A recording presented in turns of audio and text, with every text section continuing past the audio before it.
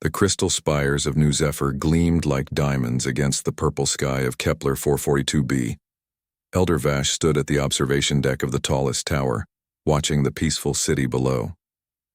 His people moved through the streets like living glass sculptures, their silicon-based bodies catching and reflecting the light of their twin suns.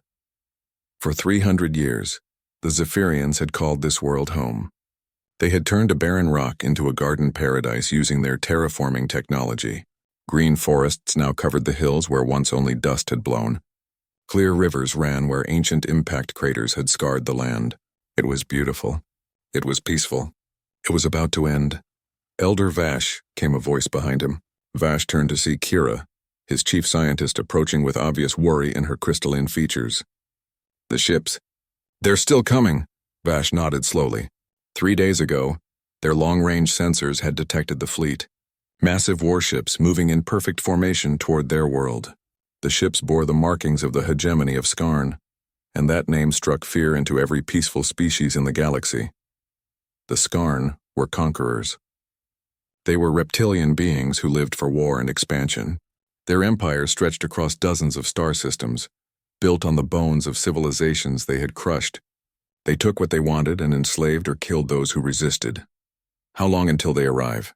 Vash asked, though he already knew the answer. 18 hours, Kira replied. Maybe less if they push their engines harder. Vash looked back at his city. Children played in the crystal gardens. Artists shaped light into beautiful sculptures. Scientists worked on new ways to bring life to dead worlds. None of them were warriors.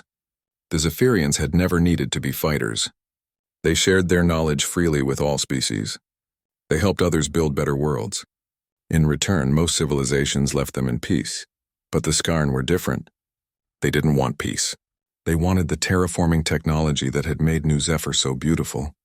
With it, they could turn any world into a paradise and then sell it to the highest bidder.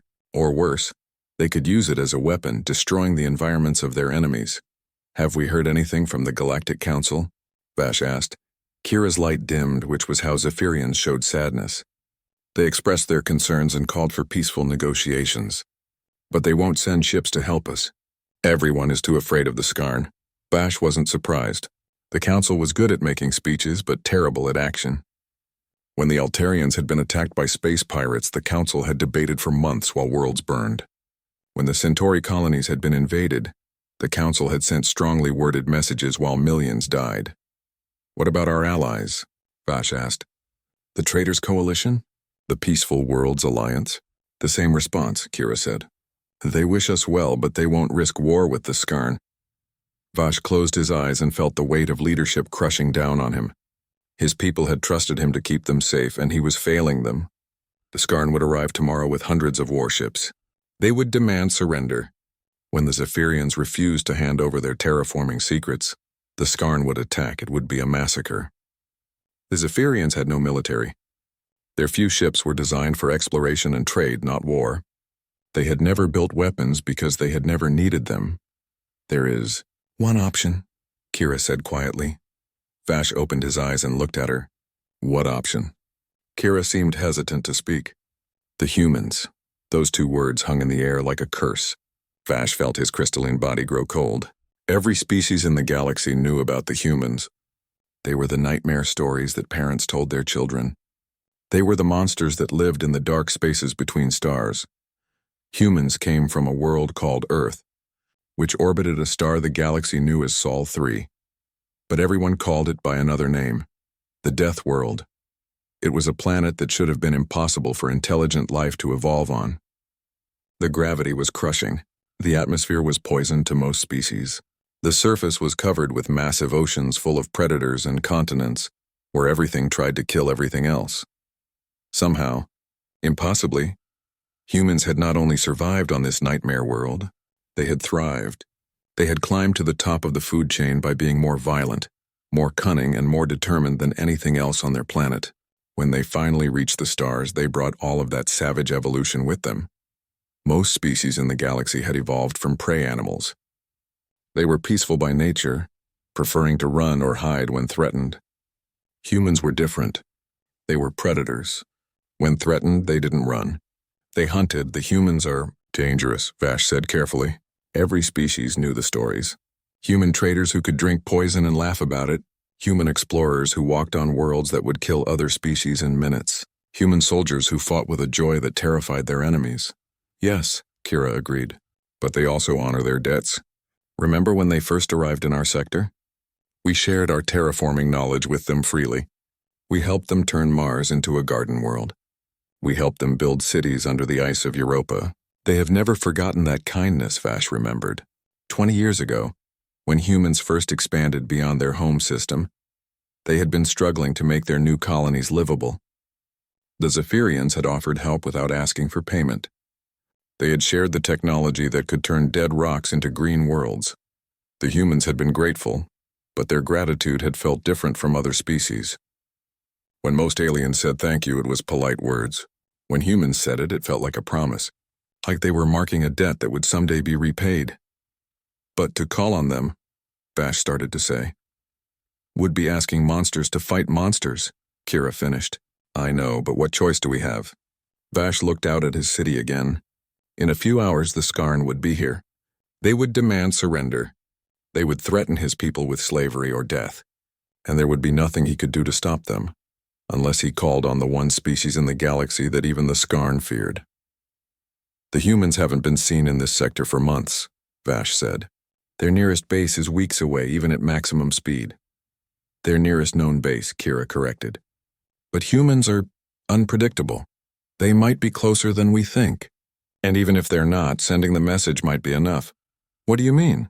The Skarn monitor all communications. If they see us calling for human help, they might decide the risk is too great. They might leave on their own. It was a desperate plan, but it was the only plan they had. Vash thought about his people. He thought about the children playing in the gardens. He thought about the artists and scientists who had never hurt anyone. They deserved a chance to live. Prepare the message, Vash said quietly. Kira nodded and activated her portable communicator. What should it say? Vash was quiet for a long moment, choosing his words carefully. This message might be the only thing standing between his people and extinction. To the warriors of Earth, he began. The hegemony of Skarn threatens our people with extinction. We have shared our terraforming knowledge freely with the galaxy, including your colonies on Mars and Europa. We invoke the ancient debt of aid. Please, help us. Kira transmitted the message on all frequencies, sending it racing toward human space at the speed of light. Then they waited. In 18 hours, the Skarn would arrive. Either the humans would come to help, or the Zephyrians would face their fate alone. As the twin suns set over New Zephyr, painting the crystal spires in shades of gold and red, Vash wondered if he had just saved his people or doomed the galaxy to something far worse than the Skarn, because everyone knew what happened when you woke a sleeping predator. Admiral Sarah Chen stood in the command center of Terra Station, watching the star maps that covered the massive wall screens. Earth hung below the station like a blue jewel, peaceful and beautiful.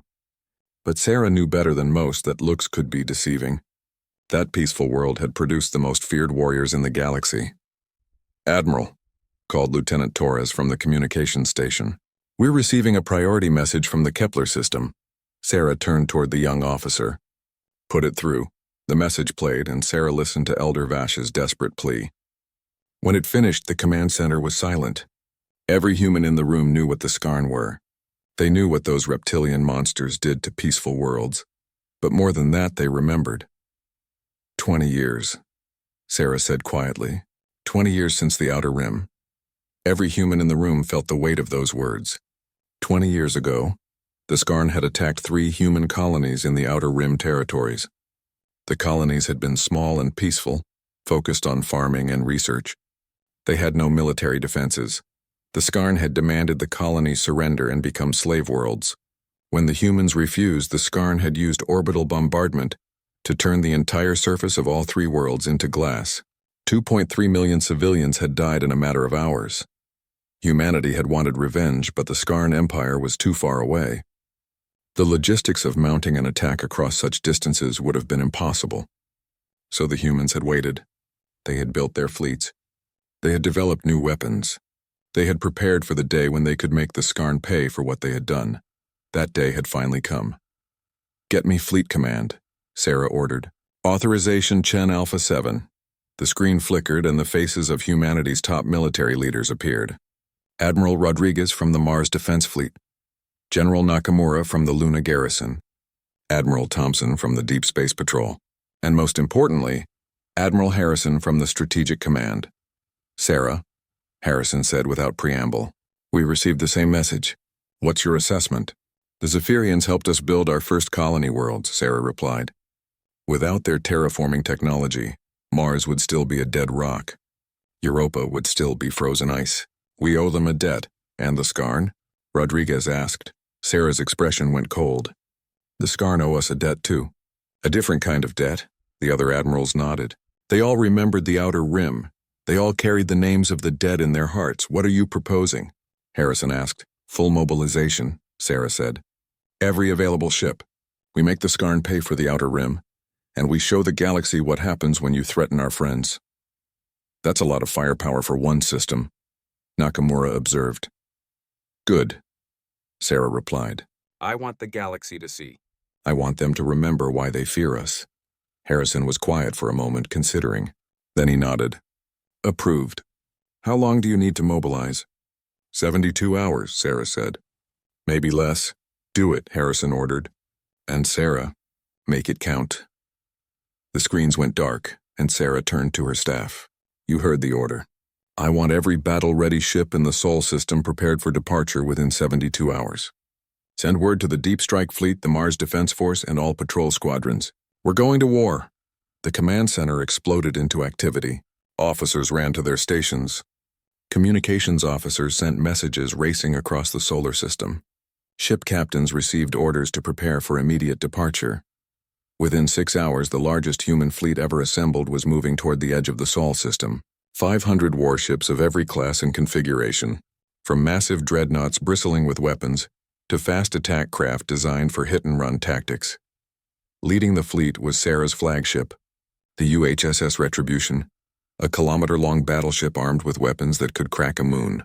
Beside it flew the Vengeance, the Defiance, and dozens of other ships whose very names spoke of humanity's warlike nature. As the fleet gathered, news of the mobilization spread across the galaxy. The interstellar communication networks buzzed with reports and speculation. Most species couldn't believe what they were hearing. The humans were moving an entire fleet to help one small colony world, the Altarians, who had first encountered humans during what they called the Proxima Incident, sent a simple message across all frequencies. "The Deathworlders are coming. May whatever gods you believe in have mercy on your souls." The Traders Coalition issued emergency advisories, warning all merchant ships to avoid the Kepler system. The Peaceful Worlds Alliance held emergency sessions, debating whether to condemn human aggression or praise human protection of the innocent. But it was the message from the Centauri Republic that carried the most weight. They had fought alongside humans against space pirates 5 years earlier. They knew what human warfare looked like up close. To all species monitoring this situation, the Centauri message read, "We fought beside the humans at the Battle of Wolf 359. We have seen what they are capable of when aroused to anger. The Skarn have made the worst mistake in their empire's history. They have awakened something that should have been left sleeping." On the bridge of his flagship, General Krax of the Skarn 3rd Battle Fleet received these messages with amusement. The reptilian commander was a veteran of dozens of conquests. He had crushed species far more advanced than these primitive humans. "Deathworlders," he hissed to his second-in-command. What a laughable name. "These humans have only been in space for 50 years. They know nothing of real warfare." "General," his aide replied carefully, "the report suggests they are bringing a significant force." Krax's scales fluttered with what passed for laughter among his species. "Let them come. My fleet contains 200 of the finest warships in the hegemony. We have fought and won against enemies across the galaxy. These humans will learn why the Skarn are feared throughout known space." But even as Krax spoke those confident words, a small part of his mind wondered why every other species in the galaxy seemed so terrified of these humans. Why did veteran warriors who had faced the Skarn in battle speak of humans with such obvious fear? He would find out soon enough. Meanwhile, on a hidden military station in the asteroid belt beyond Mars, Captain Marcus Wolf received new orders. His ship, the experimental dreadnought Prometheus, was to join Admiral Chen's fleet immediately. Wolf smiled as he read the orders. The Prometheus had been built for one purpose: to test humanity's most advanced and classified weapons. The Skarn were about to become unwilling test subjects. In the depths of space, the human fleet continued to grow. Ships emerged from hidden bases throughout the solar system. Vessels that had been patrolling the outer colonies received recall orders and burned hard toward the fleet rendezvous point. Admiral Sarah Chen stood on the bridge of the Retribution, watching her fleet assemble. 500 ships and counting, the most powerful military force humanity had ever put into space. All of it focused on one goal: making the Skarn pay. Admiral, her communications officer, reported, "We're receiving a message from the Zephyrian colony. Put it through." Elder Vash appeared on the screen, his crystalline features showing obvious relief. "Admiral Chen, thank you for responding to our call. But I must warn you, the Skarn fleet is massive. Perhaps you should wait for reinforcements." Sarah smiled, and there was something in that smile that would have terrified most species. "Elder Vash, this is our reinforcements. We'll be there in 4 days. Tell your people to stay strong. The cavalry is coming." As the message ended, Sarah turned back to the star charts. In 4 days, the human fleet would drop out of hyperspace at the edge of the Kepler system. The Skarn would learn why humanity was feared across the galaxy, and the universe would remember why Earth was called a death world. General Crack stood on the command deck of his flagship, the Dominator, watching the peaceful world of Kepler 442b rotate slowly below. The crystal cities of the Zephyrians glittered like jewels across the planet's surface. Soon those cities would be his. "Report," he commanded his aide, a younger Skarn named Vex. "The planet is completely surrounded, General," Vex replied. 200 ships in perfect formation. Their orbital defenses are minimal. A few sensor stations and communication satellites. Nothing that could threaten us. Crax's scales rippled with satisfaction. Another easy conquest for the hegemony. The Zephyrians would surrender their terraforming technology, and the Skarn Empire would grow even stronger. "Any word from the planet?" Crax asked. "They continue to broadcast surrender offers," Vex said. "They claim they will share their technology freely if we leave them in peace." Crax laughed, a harsh sound that echoed through the bridge. "Fools, why should we accept what we can simply take? Open a channel to the planet." The main screen flickered to life, showing Elder Vash standing in what appeared to be the Zephyrian government center. The crystal being looked afraid but determined. "I am General Crax of the Skarn 3rd Battle Fleet," Crax announced. "You will surrender your terraforming technology immediately. Your scientists will be relocated to Skarn worlds to work for the hegemony. Your people will be relocated to labor colonies. Resist, and we will reduce your cities to dust." Vash stood straighter, his crystalline body catching the light. "We are a peaceful people, General. We have done nothing to threaten you. We offer to share our knowledge freely, as we have always done." "You misunderstand," Crax replied. "This is not a negotiation. This is a demand. You have 6 hours to begin the surrender process." "And if we refuse?" Vash asked quietly. Crax smiled, showing rows of sharp teeth. "Then you will join the millions of others who have learned the price of defying the Skarn hegemony." The transmission ended, and Crax turned to his bridge crew. "Begin bombardment preparations. Target their largest cities first. We'll leave enough survivors to work the terraforming equipment, but they need to understand the consequences of resistance." "General," called his sensor operator, "we're detecting hyperspace signatures at the edge of the system." Crax frowned. "How many ships?" The operator was quiet for a moment, checking his readings. Then he looked up with confusion. I'm not sure, General. The signatures are massive, but the number of ships is unclear." "Explain." "It's like the hyperspace exit points are overlapping. I count at least 50 distinct signatures, but the energy readings suggest many more."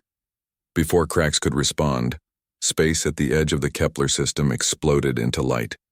Ships dropped out of hyperspace in perfect formation, their exit signatures creating a brilliant display that could be seen from the planet's surface. But it wasn't 50 ships. It wasn't even 100.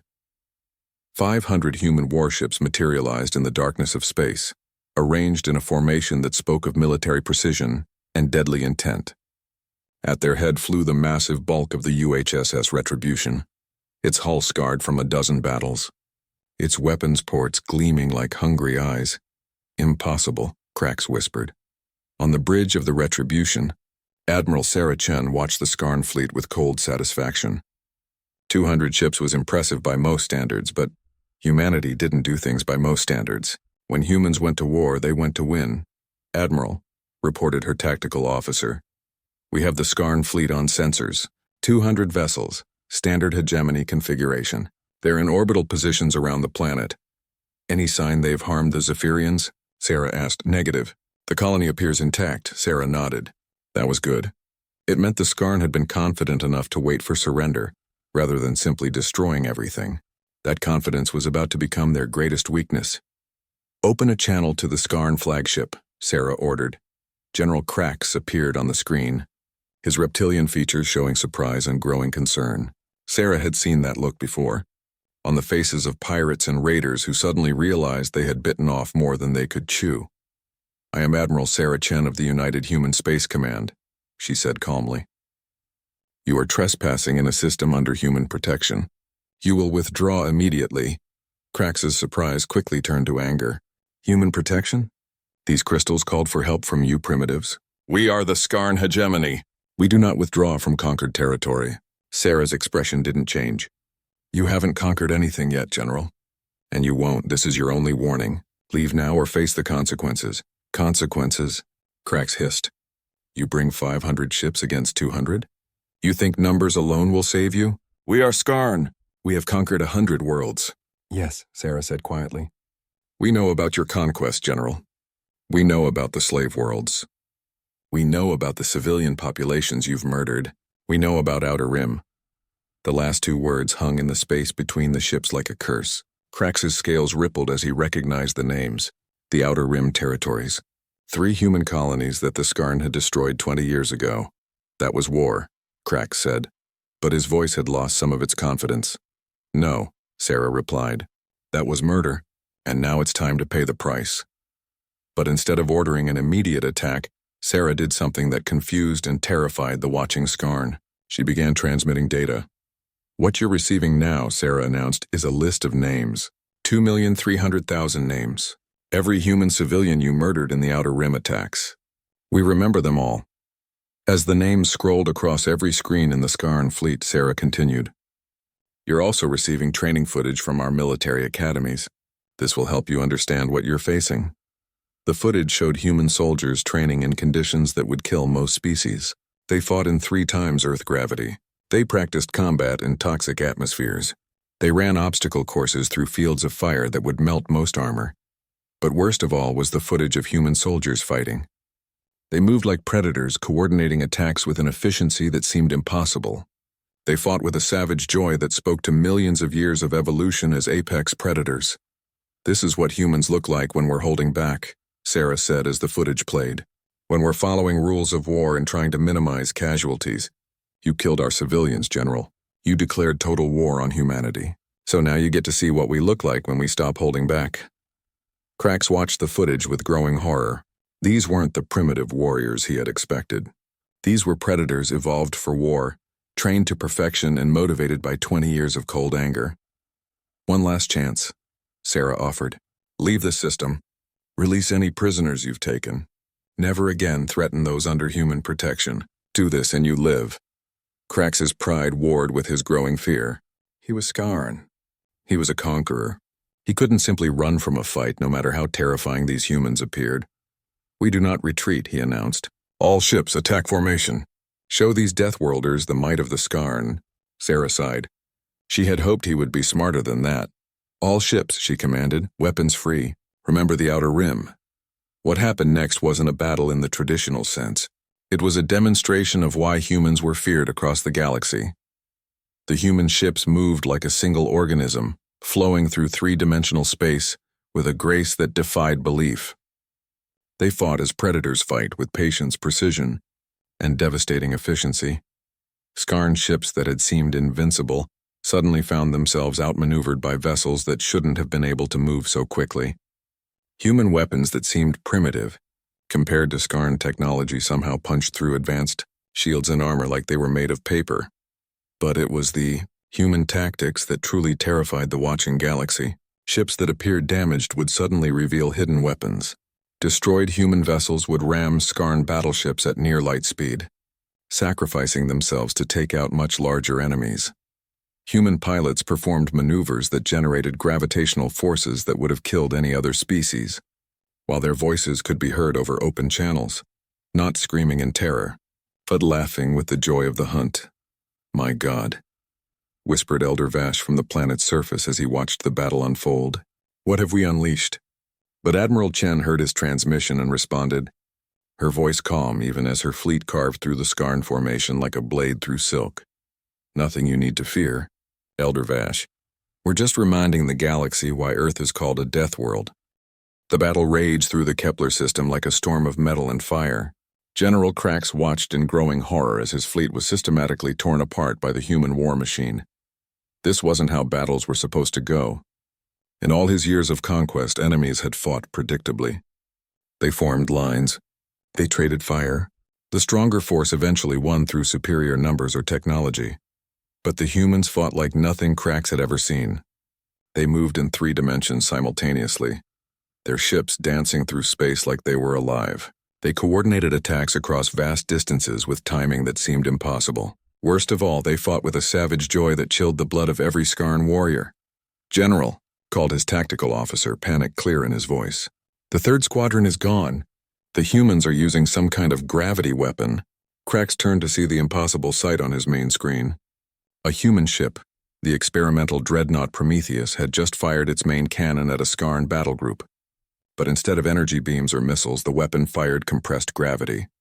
The Skarn ship simply crumpled, their hulls folding in on themselves like paper crushed by an invisible hand. In seconds, 12 massive warships were reduced to twisted balls of metal. "What kind of monsters are these?" whispered Vex, Krax's aide. On the bridge of the Prometheus, Captain Marcus Wolf smiled with grim satisfaction. The gravitational cannon had worked even better than expected.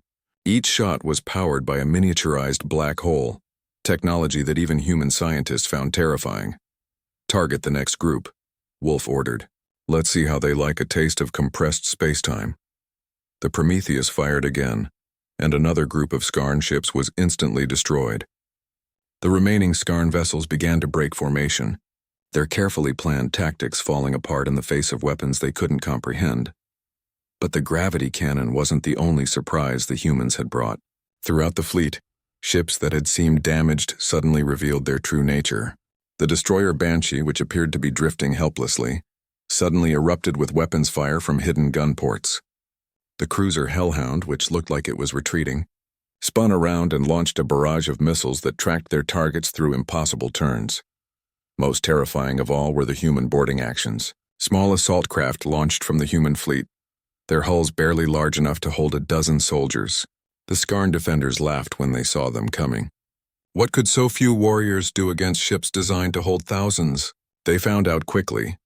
The human marines who cut their way into the Skarn vessels weren't like other species soldiers.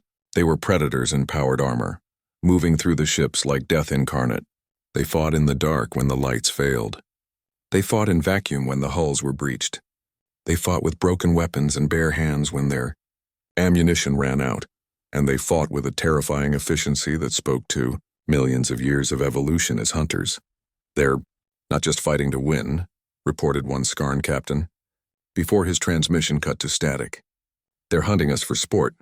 General Krax watched his fleet dying around him and finally understood the truth that every other species in the galaxy already knew. Humans weren't just warriors. They were apex predators who had spent 4 billion years learning how to kill everything that moved on, their death world. And now they had brought all of that savage evolution to the stars. "General," called his communications officer. "Admiral Chen is hailing us again." Krax almost didn't want to answer, but he had to know. He had to understand what he was facing. Admiral Chen appeared on the screen, standing calmly on her bridge while the battle raged around her.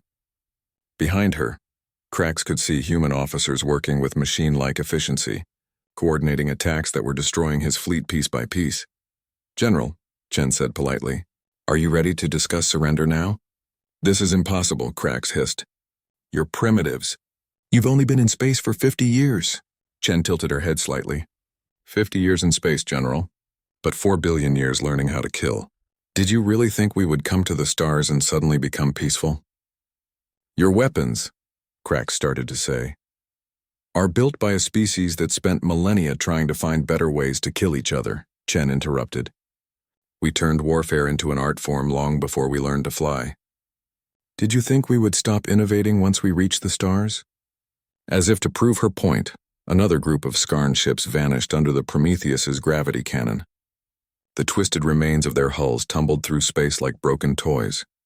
You see, General, Chen continued, most species in the galaxy evolved from prey animals. When faced with a predator, their instinct is to run or hide. But humans evolved from predators. When we're threatened, we don't run. We hunt. Krax's fleet was down to fewer than 100 ships now. His proud armada was being systematically destroyed by an enemy that fought like nothing in the galaxy's recorded history. But you made a mistake, Chen said, and her voice had gone cold. You didn't just threaten us. You threatened our friends. The Zephyrians helped us build our first colony worlds. They showed us kindness when we were new to the galaxy. And you want to enslave them? Chen's image leaned forward and Krax saw something in her eyes that made his blood freeze. It was the look of a predator that had found wounded prey. Worse than that, Chen continued. You murdered our civilians 20 years ago. 2.3 million innocent people, including children. Did you think we would forget? Did you think we would forgive? That was war, Krax protested. No, Chen replied. That was a massacre. And now you get to learn the difference. On the planet below, Elder Vash watched the battle from his crystal tower. The Skarn fleet was being destroyed with surgical precision. Human ships moved like sharks through water, striking weak points and vanishing before the enemy could respond. But what terrified Vash most wasn't the destruction. It was the efficiency. The humans weren't just winning. They were demonstrating their superiority in a way that would be remembered across the galaxy for generations. Elder, said Kira, appearing beside him. The humans are broadcasting the battle on all frequencies. The entire galaxy is watching. Vash nodded grimly. He understood now why the humans had brought such overwhelming force. This wasn't just about saving one Zephyrian colony. This was about sending a message to every species in the galaxy. The message was simple. Do not threaten those under human protection. General, came a panicked voice from Krax's communication station. We're receiving surrender signals from the 7th Fleet. Krax turned to see that one of his squadron commanders had begun broadcasting white flags. Then another squadron followed suit. Then another, cowards, Krax roared. We are Skarn. We do not surrender. But even as he spoke, more of his ships were laying down their arms. The human assault was too overwhelming, too precise, too terrifying. His warriors, veterans of 100 conquests, were breaking under the relentless pressure of facing true apex predators. General, Admiral Chen's voice came over the communications again. Your fleet is surrendering. The smart ones anyway. You can join them or you can die with honor. Your choice. Krax looked around his bridge. Half his officers were staring at their instruments in shock. The other half were looking at him with expressions that bordered on mutiny. His aide, Vex, stepped forward. General, he said quietly, perhaps it's time to consider... Never. Krax snarled. Signal all remaining ships. Ramming speed. If we're going to die, we'll take some of these Deathworlders with us. But as his remaining ships began their desperate charge toward the human fleet, Krax realized he had made one final, fatal mistake. He had assumed that the humans had been fighting at full strength. They hadn't. Admiral Chen watched the Skarn ships begin their final attack and allowed herself a small, cold smile. All ships, she commanded, weapons free. Full engagement protocols. Show them what Terra's children really look like when we stop playing. What happened next would be talked about in military academies across the galaxy for the next 1,000 years. The human fleet didn't just repel the Skarn charge. They annihilated it with such complete and overwhelming force that nothing recognizable remained. The battle was over. The Skarn Third Battle Fleet was no more, and the galaxy would never look at humanity the same way again. The silence after the battle was deafening. Where the Skarn Third Battle Fleet had once proudly orbited Kepler 442b, now only debris drifted through space. Twisted metal that had once been mighty warships. Broken dreams of conquest that would never again threaten innocent worlds. Admiral Sarah Chen stood on the bridge of the Retribution, watching the aftermath with grim satisfaction. Not a single human ship had been lost, though many bore new scars that their crews would wear with pride. The Skarn had learned the hardest lesson in the galaxy: never threaten those under human protection. Admiral, reported her communications officer, We're receiving surrender signals from the surviving Skarn vessels. How many? Chen asked. 17 ships scattered throughout the system. They're requesting safe passage back to hegemony space. Chen was quiet for a moment. 17 ships out of 200. The rest were either destroyed or had their crews captured. It was a massacre by any measure, but it was also a message that would echo across the galaxy. Denied, Chen said finally. They came here to commit genocide. They can face human justice instead. On the planet below, Elder Vash stood in his crystal tower, watching the human fleet maintain its protective formation around his world. The Zephyrians were safe, but at what cost? What had they unleashed by calling on the humans? A soft chime indicated an incoming transmission. Admiral Chen appeared on his communication screen looking tired but resolute. Elder Vash, Chen said, your people are safe. The Skarn threat has been eliminated. At the cost of 200 ships and thousands of lives, Vash replied quietly. Chen's expression didn't change. The Skarn made their choice when they came here with weapons of war. They could have negotiated. They could have traded. Instead, they chose violence. We simply responded in kind. But such overwhelming force was necessary, Chen interrupted, not just to save your people, but to send a message to every other would-be conqueror in the galaxy. The days of picking on peaceful worlds are over. Before Vash could respond, another voice joined the conversation. It was Captain Wolf from the experimental dreadnought Prometheus. Admiral, Wolf reported, we're detecting incoming vessels on long-range sensors. Multiple fleets heading this way. Chen frowned. Skarn reinforcements? Negative. The signatures are from multiple species. Altarian, Centauri, even some ships I don't recognize. Within hours, the truth became clear. The galaxy had indeed been watching the battle, and now representatives from dozens of species were arriving at Kepler 442b. Not to fight, but to witness the aftermath. The first to arrive were the Altarians, those wise bird-like beings who had first encountered humans during the Proxima incident. Their ambassador, Sky Singer Thresh, requested permission to come aboard the Retribution.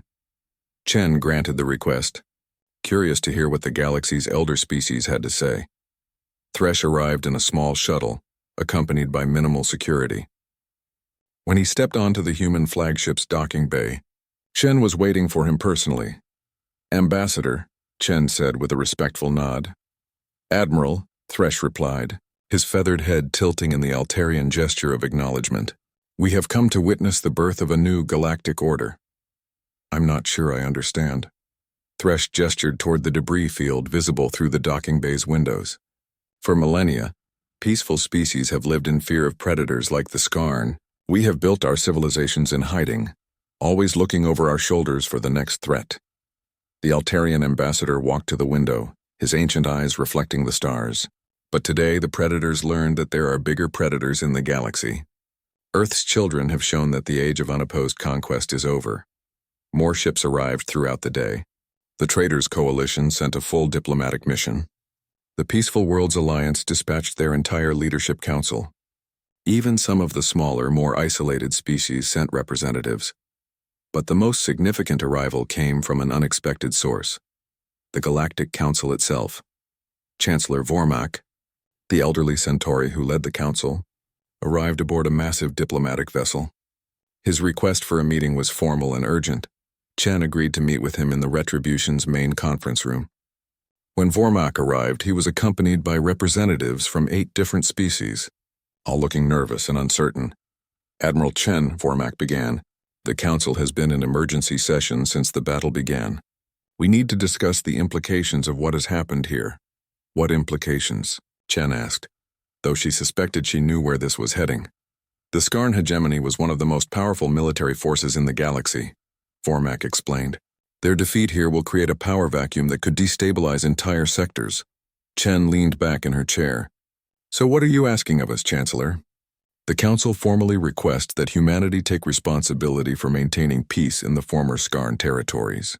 Your military capabilities are clearly superior to anything we have seen before. The request hung in the air like a challenge. Chen looked around the room at the assembled representatives. She could see fear in their eyes, but also hope. Hope that the galaxy's newest apex predators might choose to be protectors rather than conquerors. We didn't come to the stars to build an empire, Chen said carefully. We know, Vormak replied. That's why we're asking. Chen was quiet for a long moment, considering the weight of what was being offered. Humanity could become the galaxy's protectors, the shield that stood between peaceful worlds and those who would destroy them. But it would also mean accepting the burden of being the galaxy's monsters, the species that others called when diplomacy failed and violence became necessary. I'll need to consult with Earth Command, Chen said finally. Of course, Vormak agreed. But Admiral, the galaxy is watching. Your response here will shape interstellar relations for generations to come. The meeting ended, and Chen returned to her bridge. As she looked out at the debris field that had once been the Skarn fleet, she thought about the choice facing humanity. They could retreat back to their own space, content to protect only their own colonies. Or they could step forward and become the guardians of a galaxy full of peaceful species who had never learned how to fight. Admiral, her communications officer called. We're receiving a priority transmission from Earth Command. Admiral Harrison's face appeared on the main screen, along with the other members of the Strategic Command. They had been monitoring the situation and had reached their own conclusions. Sarah, Harrison said without preamble, the President has authorized the establishment of the Human Protection Protocols. Any species in the galaxy may formally request human protection. In return, we become their shield against aggression. Chen nodded. It was the right choice, even if it meant humanity would forever be seen as the galaxy's necessary monsters. Understood, sir. How do we proceed? We leave a permanent fleet in this sector, Harrison replied. Make it clear that human protection is real and ongoing. And Sarah, make sure everyone knows the cost of threatening our friends. As the transmission ended, Chen turned to address her crew. Attention all hands. We are no longer just explorers or defenders of human space. We are now the guardians of all peaceful worlds. It's a heavy responsibility, but it's one our species was born to carry. She opened a channel to the assembled alien fleets. To all representatives present, humanity accepts the responsibility of protecting peaceful worlds from aggression. The Skarn learned today what happens to those who threaten the innocent. Let their fate serve as a warning to any others who would follow their path. Elder Vash watched from his crystal tower as the human fleet reorganized itself into a permanent defensive formation around his world. Other Zephyrians gathered in the streets below, their crystalline bodies catching the light of their twin suns. What have we done? Kira asked, standing beside him. What was necessary, Vash replied. We called on monsters to fight monsters. The question now is whether those monsters will remain our protectors or become something else. But as he watched Admiral Chen's flagship take position between his world and the stars beyond, Vash felt something he hadn't experienced in days. Safety. The humans were predators, yes. They were evolved killers from a world of constant death, but they had chosen to hunt only other predators. And perhaps that was the most terrifying thing of all. Across the galaxy, on 100 different worlds, the news spread like wildfire. The Skarn Third Battle Fleet had been destroyed. The humans had revealed themselves as the apex predators of known space, and a new age had begun. An age where peaceful worlds no longer had to live in fear. An age protected by humanity's Deathworlders. The message was clear to every species in the galaxy. Threaten the innocent, and face the wrath of Earth's children, but live in peace and know that the most dangerous predators in the universe stood guard over your dreams. In the depths of space, the human fleet maintained its vigil, a promise written in steel and fire across the darkness between stars. The galaxy was no longer alone.